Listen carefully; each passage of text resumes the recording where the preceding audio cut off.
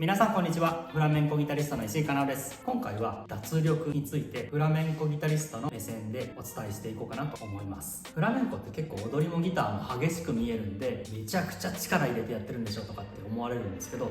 全く誤解です。もう真逆です。特にスペイン人上手い人になればなるほどものすごい軽いタッチで弾いてます。大きい音とかパンチがある音を出す時に力はいらないんですよ。全てテクニックで解決します。今回はフラメンコギターでも特に難しいと言われている早弾きのテクニックとラスゲアードのテクニックと、あと親指のテクニックですね。この3つのテクニックを取り上げて、どういう発想で力をコントロールしているかっていうのをお伝えしていこうと思います。このチャンネルではフラメンコギターとかフラメンコに関することをフラメンコご存知ない方にも分かりやすく解説していきたいなと思っておりますので、お気に入っていただけましたらチャンネル登録、高評価、コメントお待ちしております。脱力するってどういうことかっていうと、日常生活で使ってる体の動きをギターのテクニックに落とし込むっていうことだと思うんですよ。何にもストレスを感じず日々やってる動作ですね。物を掴む動作とか投げる動作。例えばですけど、重い段ボールを持ち上げる時に指先って使ってなくないですか？どっちかっていうと背中とか肩とかに負担がかかってる。体の中心に近いところからエネルギーを借りてくれば大きい力になるはずなんですよ。まずは早弾きのテクニックですね。以前の動画、こちらも参考にしながら見ていただけたらと思うんですが、こんなテクニックなんですけど、テーブルの上のようなところでタカタカやるっていうのはストレスなくできるじゃないですか。これをどうやったらここで再現できるかっていうことですよね。これに関しては指の長さが人差し指と中指2本違うのにどうやるのとかって皆さん言いますけど、ギターに指を合わせるんじゃなくて指にギターを合わせる。例えばこうやってかゆいところをピンポイントで書くときに誰も指の長さが違うことを気にしないじゃないですか。こうやって指の長さが揃う自然な角度をそのまま弦の上に乗せます。弦に合わせるんじゃなくて指の方に角度を合わせます。かなり斜めに当たってるはずですね。これで OK です。ずーっとアホみたいに手はだらんとさせてるんですけど、指を弦に乗っけたらピンポーンって押すみたいにそのまま指をギターの本体の方に押します。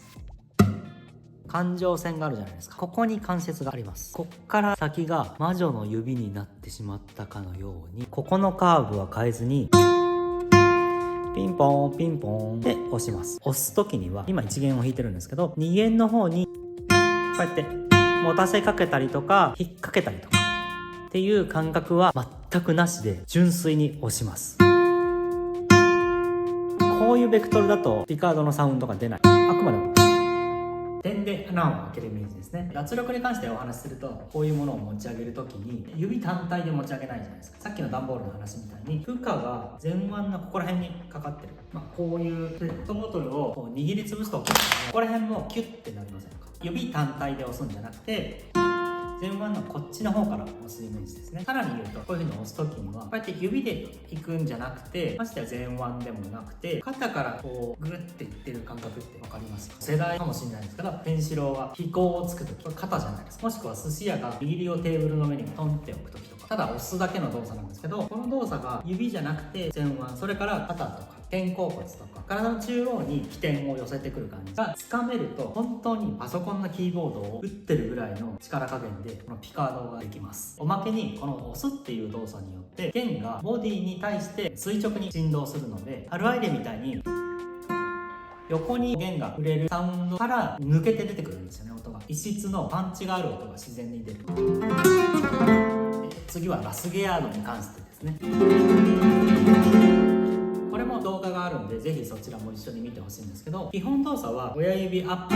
薬指ダウン、親指ダウンっていう3つの動作なんですけど、これは決して指の曲げ伸ばしではありません。こうやって伸ばしたり曲げたりっていうテクニックではないです。意識的に指を曲げ伸ばしすると弦だけが鳴って音がバチバチって汚いんですよ。ラスゲアードの本質は無知がしなるように遠心力で指が自然に放たれる動作ですね。例えばです、グラスをこうやって響かせたい時、ふわって叩くじゃないですか。力をこうやって入れてしまうと音が止まるじゃないですか。こんなイメージでギター本体を柔らかく響かせる、空間も共鳴させる。緩めれば緩めるほど音が増幅していくような、この動作もどっから動かすかっていうと、僕は割と肩甲骨をイメージしてるんですけど、こういう何でもいいんですけど、投げ縄とか鎖鎌とか縄跳びなんですけど、こうやって回す時って手首じゃなくてこう肩から回してる感覚ないですか？テクニック名がアバニコっていうんですけど、まさにこう扇を仰いでる感覚にも近いですね。こうやってビチビチに固めて仰いでも風が出にくい。柔らかく体を使って振ってあげると強い風が出る。こういう感覚がラスゲヤードの時にあります。肩からの動力が先端まで伝わる。肩からこうやって縄跳び回してる感覚がありますね。最終的には指で3連符になるように微調整はしなきゃいけないんです。その制御が難しいんで、ラスゲヤード習得もそれなりには練習が必要なんですけど、最後は親指のテクニックですね。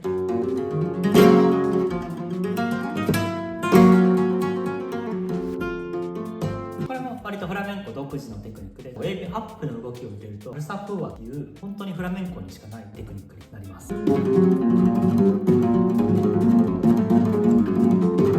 親指だけしか使ってないんですけど、親指で弾きたい時ってどうしてもここの関節で動かしたくなるじゃないですか。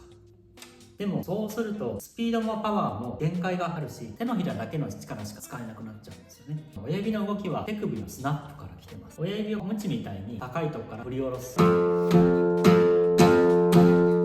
ベースのスラップとか三味線のバチにも多分近い感覚なんじゃないかと思うんですよ。アルサプーアとかは返しの動作も入るんですけど、これもまさしく手首のスナップですね。うちわで酢飯を冷やしてる時のようなドラムのロールとかにも近いと思います。やっぱりラスゲヤードと同じく肩から動かして練習する時は大げさに大きく動かすっていうのもおすすめですね。